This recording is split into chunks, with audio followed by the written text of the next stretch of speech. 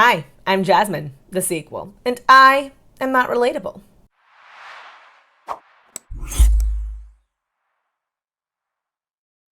A special thank you to my patrons, Wild Rose, Lauren Chris, That British Unicorn, Jam Beans, Debbie Elliott, and D. Higgins. So, we are doing another Chantel Retro React. I always say this in the beginning of my Retro Reacts, or at least I'm trying to, but this is existing right now in a vacuum. I don't really know what's happening with Chantel. I film these much in advance and they kind of stay as like backup. I'm filming a lot of these right now for Vlogmas, basically. But, you know, you might not get it then. You might get it later, in which case, I don't know what's happening if Chantel's done something egregious. I have no idea. So this is one of the first videos that I think I saw of Chantel. I started my journey with Amberlynn actually, and I didn't have any idea who Chantel was for a very good long time. So the way that I got into watching a lot of Amberlynn and Chantel was basically that I wanted to lose weight, and I started looking up, you know, weight loss people online, and I found Obesetobeast, and through Obesetobeast I found Michelle McDaniels. And I was watching them, I think one of them or both of them maybe, they talked about Amberlynn Reid. And at that point, I'd watched their video on it, but I didn't really go to Amberlynn to watch it. And then Primink's video came up in my recommended, and I watched Primink's video thinking, oh wait, I recognize this creator, right? Like this, the person that they're talking about. So I watched his video on it, and then I became curious, and then I went over to her channel. And my first thought when I saw Amberlynn was like, she seems so sweet, why is everyone hating her? And then I watched her for a while, and then I got it. And from there, I started watching reaction channels who were at that point still, I think, mostly talking about, who were still at that point mostly talking about Amberlynn. And then slowly, Chantel got introduced into it. And then I started following them for Chantel's content as well. And then soon now, actually, it became to the point where Chantel was like the one they were talking about more than Amber, because Amber just became real boring. Bun on point, check. Hello guys. Hey, foodie, beauties. All right, so today I have for you KFC. So she looks really nice here. I love the red, like the red sweater on her. Her skin looks really nice. She looks pretty, I think, overall. The color really works on her. And she looks like not in the worst of health either. I know this is like after her hysterectomy, but before the breakup, but she still seems like relatively in good health. I'm gonna have to eat on a friggin' cutting board because, you know, my setup is amateur at best. 1 year later and she's still eating on that cutting board. I find it very funny when I watch like older videos of Chantel and she's like, just wait, you know, I'm gonna get my stuff together, I'm gonna get like a better setup, and then that better setup never comes and it's always just like the same quality. And I'm like, I think she thinks that she will be a different person in the future without having to change anything. And I find it both really amusing and really sad. I find it amusing because that's how she thinks change works, that you just age and then all of a sudden stuff is different. And I find it sad because she can't seem to muster up the energy in her to actually do something and change something. Once more, Chantel has a pretty big following, right? Unless something drastic has happened since I filmed this, she probably has like 85,000 or more subscribers. That's a pretty decent amount. She could really capitalize on that. She could like invest some money back into her channel. She could get a good camera, some sound equipment, some lighting, and really make her channel so much better, even if she was just doing mukbangs. Or once more, I think Chantel should do more cookbongs. I think that would be more interesting. Her Around the World series, her Time Warp series. She could even do a combination of the two where she's talking about different eras in different countries. I think it could be fascinating. But she chooses not to do any of that.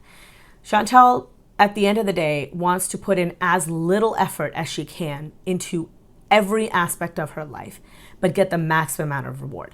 And the problem is that YouTube has rewarded her for this action, and so now she has zero incentive to change. I mean, why would she try and improve her setup when obviously eating on the cutting board has worked well enough for her, right? That's why we still see the cutting board. So I have a macaroni salad. I have spicy mayo. This is pepper mayo or pepper ranch, I can't remember. Their signature gravy, a drumstick, fries, hot wings, And this monstrosity here, I didn't know what this was. I thought it only had one chicken patty. It has two. Oh, it looks so good. Whew, that is a lot of food, and so much of it is fried. She's got like the chicken patties in there, the wings, the pieces of chicken, and then French fries.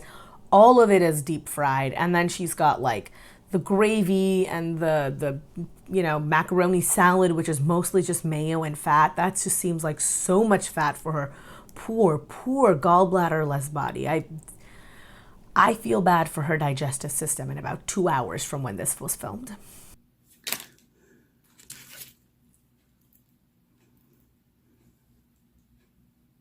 I've never understood why she leaves the posing for the thumbnails into her video, because I don't know, it doesn't seem like a very cute thing. Like, I think she thinks it's like cute and quirky, but in reality, it makes her seem more like odd and uncomfortable and a little bit lazy. I think if she just cut it out, I think it would be better. And she does do other cuts, so I know she's capable of it.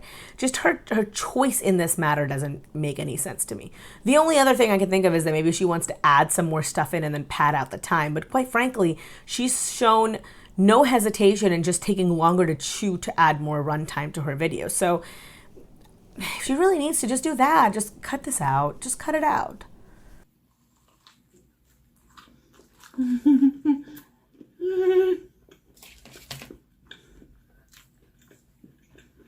Ooh, that finger twitch. That says to me that she felt that serotonin hit her just right. Sometimes when I'm watching her videos, I can literally see the brain chemistry. Like, I can see where she goes from being kind of low and kind of unhappy to all of a sudden being like, and then all of a sudden she's got energy and she's hyper again. And I don't think it's necessarily because of the food. I think it's because I don't even think the food has had a chance to do anything. Sometimes just the idea that she's about to get her fix is what helps her. And it does seem like addict behavior. I mean, I have a similar feeling towards coffee, right? Like in the morning, I will drink a cup of coffee, and even before the coffee has hit my stomach, already I start perking up because I know the coffee is coming. Now, I drink 1 cup of coffee a day, maybe 2 if I've had a bad day. Chantal indulges in very destructive food eating behavior multiple times a day sometimes. She said that she's done it like for every single meal. So it's upsetting, and I really wish that wasn't true. I often find myself wishing that even if she was fat, that food and comfort weren't the same things in her head. That even if she lost 0 weight, I wish those two things were just disassociated from each other. It just seems like such a sad existence otherwise. I just can't right now. Why? Honestly, I'm just happier when I'm eating crap and talking and embarrassing myself on camera for you guys.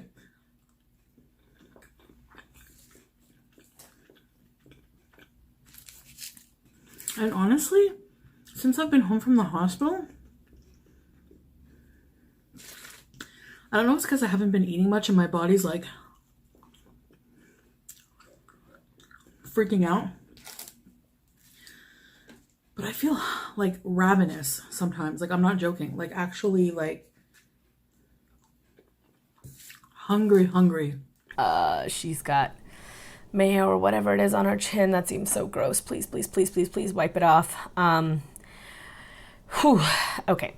Now, she says she feels ravenous, and I'm sure she does. She's probably hungry. But another really big aspect of it is that this is post-hysterectomy. Surgery is a very traumatic experience. Once more, food and comfort are linked in Chantal's head for her. So I'm not surprised that she's ravenous. A lot of it is probably like physical hunger, but I'm sure a good portion of it is also mental hunger. She's using food as a coping mechanism. And right now, post-surgery, she's still going through that, right? And not wanting kids and not being able to have kids are two very different things. Post-surgery, there's a lot more things that she has to do, that she has to take care of. You know, getting your period as a young lady is one of those things that it like defines it defines you in that time period, right? Like I remember when I was in middle school, like a lot of the girls around me got their period. I remember thinking, when will I get mine? I remember having my period. My mom took me out of school for like a whole week. It was a whole thing. You know, we kind of like celebrated it. Like, you know, you're quote unquote a woman now. And I think the loss of that, it can be psychologically difficult. And even if you never wanted kids, not having the ability to have kids, especially because Chantel's the kind of person who never likes being told what she can and cannot do. So I think for her, it's got to sting especially. So I can see her also eating a lot of this food for comfort. Now, once more, this food is kind of what got her into the position. So it's not exactly great, but I get it. She seems, I gotta say, she seems so much more energetic and upbeat and lively in this video than I've seen her in any of her recent videos. If anyone's wondering, this is like mid-November, towards the end of November right now. So it really confuses me that she's so much more energetic now, but she just seems so like dead in all of the other videos that I've seen. It's actually really sad because I feel like she's just like losing herself, losing her personality, and more and more and more. Everything we see on camera is what she can do, and it's not so much what she wants to do. It's sad. So eventually my mom got a boyfriend.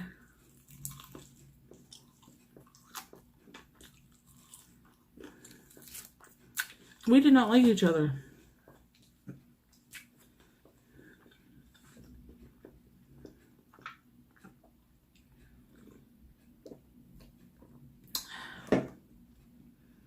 His name was Sticks. All right, I have no idea what this boyfriend did, but God, she still seems so incredibly resentful of him. She was 6 years old and she's still resentful of him now. So anyway, he called me a cocksucker.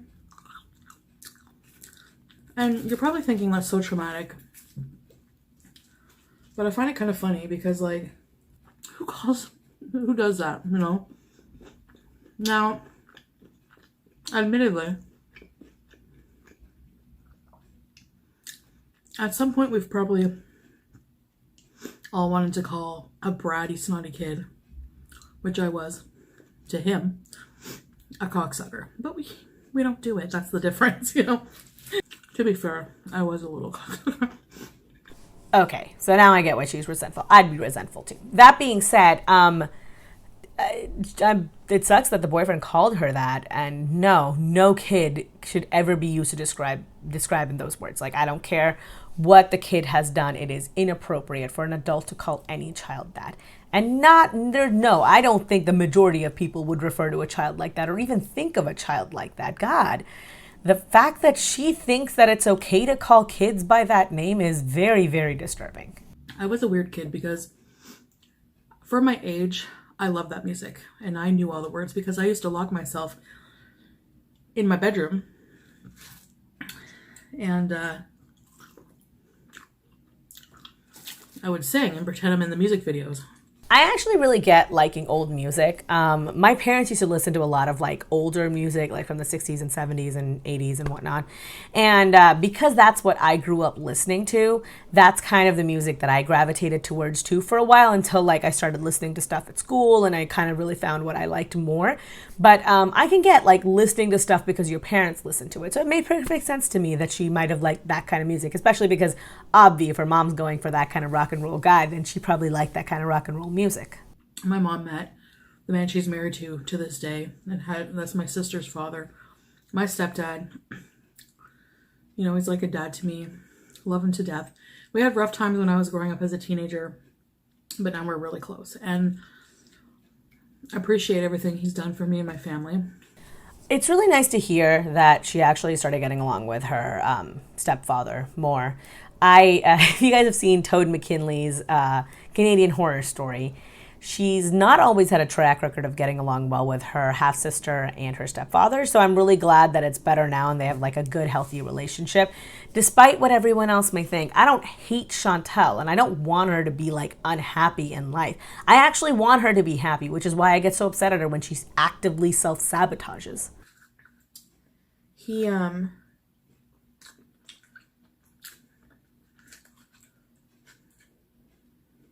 The macaroni salad is so good. I don't care what anybody else says. Macaroni salad is absolutely disgusting. It's like 95% mayo, and it's just gross. It's just gross. And then it gets warm, because I've had macaroni salads at like picnics, and it gets warm, and it's just greasy and disgusting. I hate it. I hate it so much. I hate it so, so much. Gravy.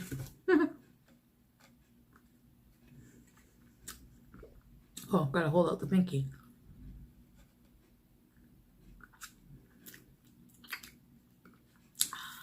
Ah, yes, the infamous gravy sip.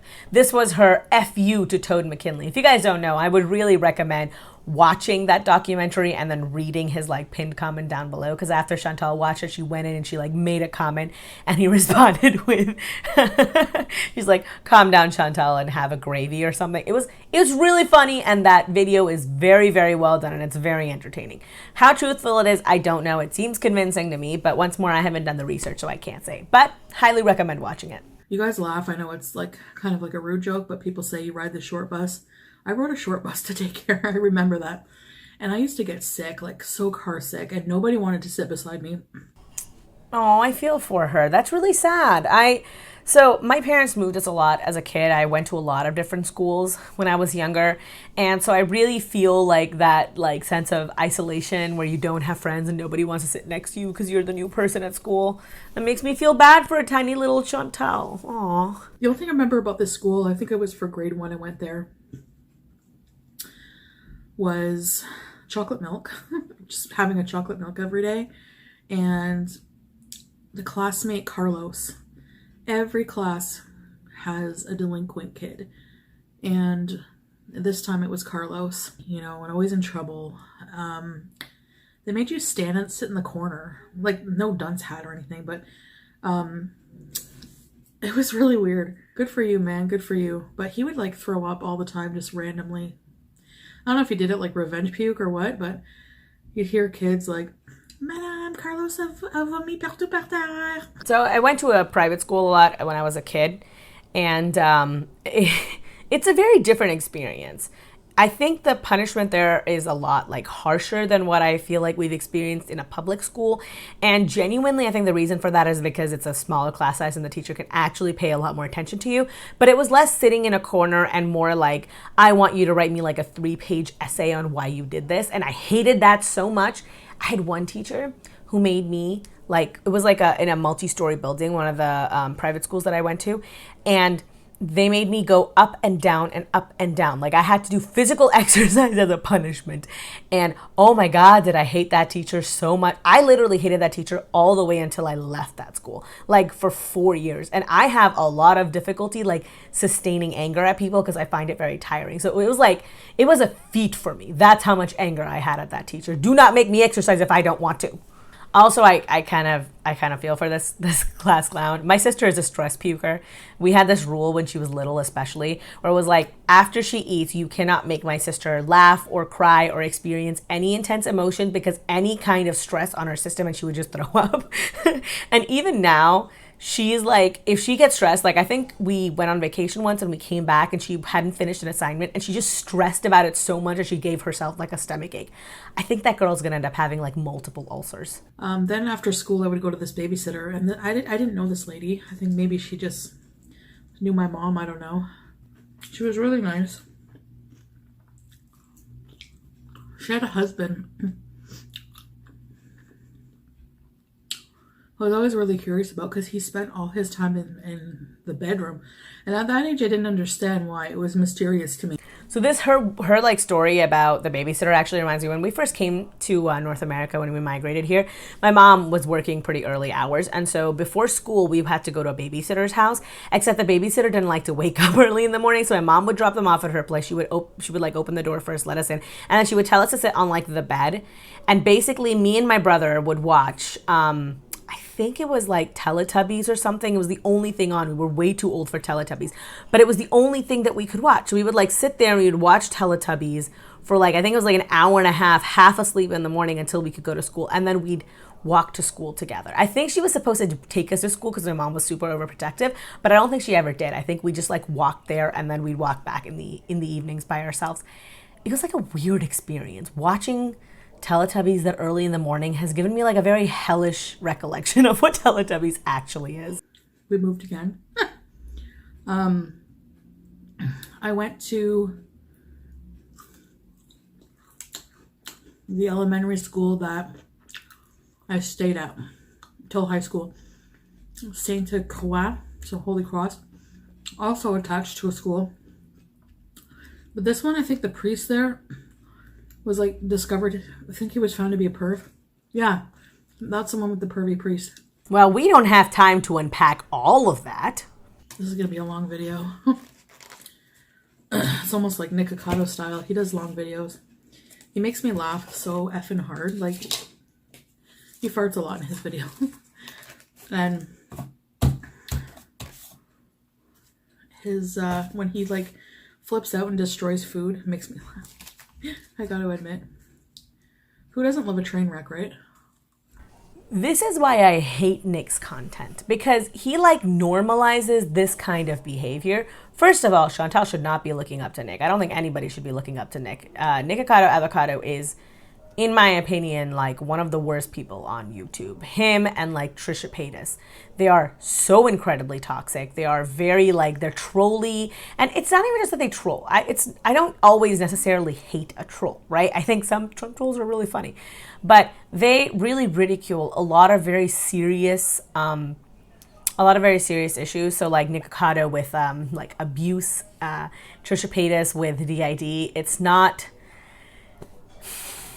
not kind, because you're minimizing the experience of others for a little bit of extra internet clout and fame and money, and it's disgusting. So I really don't think Chantal should be looking up to Nick Ocado. I don't think anybody should be looking up to Nick Ocado. Honestly, I really wish he would just go away. I just want his channel to go away. Anyway, this is why I think his content is so harmful, because Chantal and other people like Chantal are going to see his channel and think, oh, he's doing this, so I can do this. And they might not have the control that Nick does, and they might end up ruining their own lives in the process. I mean, I genuinely think Nick is also ruining his own life, just in a different way, but at least his is very intentional. With Chantal, who's already a food addict, she's gonna like spiral downwards, and that's a worry, you know? Okay, well, that will be it for the video for me. I have cut out her fart. She farts on camera in this one. I'm not gonna leave that in. It's disgusting. I don't know why she does it, and I super, super hate it. That will be it from me. I hope you liked this video. Give me a thumbs up if you liked it. You can give me a thumbs down if you hated it. That's totally okay. I respect everybody's opinion. Leave me a comment down below if there's something you'd like me to really, really know. Subscribe if you haven't already subscribed. Hit the notification bell if you want to know when I upload any video right away. Make sure you hit all. I've got my social medias linked down below. I've got Instagram, where I put up pictures of my food and my life. Right now, I don't really have a life, so it's just food. But I'm a pretty good cook, so if you like that content, you can follow me there. I've got Twitter, where I'm occasionally petty, and I put all my channel updates in there. So if you guys want to know why a video is late or not happening or anything of that sort, and also it's like the best place to interact with me, because I feel like I'm most interactive on there. So you can follow me there if you're interested in that kind of content. And I've got Patreon. Think of Patreon as the tip jar for the internet. So if you like the job that I'm doing here and you'd like to see me continue on, throw a few coins in my direction on Patreon. All of your funds will go directly towards buying me more earrings. Currently, I have 3, so that's a lie. I have more, but I want more earrings, okay? I'm joking. I'll probably use it for stuff for this channel, but if you want to help, I would really appreciate it. Don't feel obligated to, you know, there's no stress, no pressure, but if you could, I'd appreciate it. Anyway, thank you so much for watching, and remember, I'm Jasmine, the sequel, and I am not relatable. Peace.